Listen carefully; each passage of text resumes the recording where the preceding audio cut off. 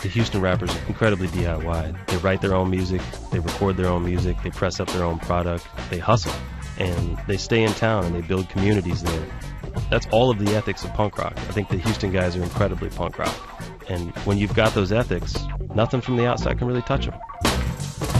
My name is Lance Scott Walker. I am co-author of the book Houston Rap, along with photographer Peter Best.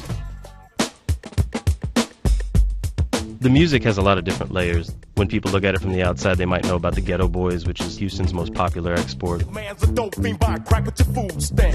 might know about DJ Screw, who became famous for slowing down music and having guys freestyle over his tracks. There are really a lot of different layers to it. It's very funk-based. The music does drag. It is a lot slower than a lot of other different kinds of rap music. But there's also different rhythmic styles that a lot of the Houston rappers employ.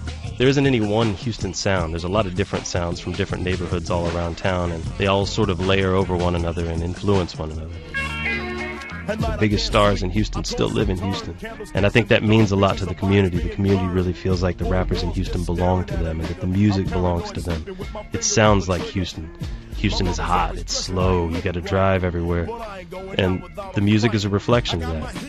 Of course, it's also a reflection of the drugs. You know, they drink codeine cough syrup, they smoke marijuana. We didn't want to shy away from showing those things. We weren't going to sugarcoat anything, but we also wanted to give it some context. It's so easy to look at rap and dismiss it on the surface because of what you see. The drugs and the materialism and the jewelry and the cars and the misogyny. But what we wanted to show was the spirit and the work ethic that goes into this form of self-expression. Part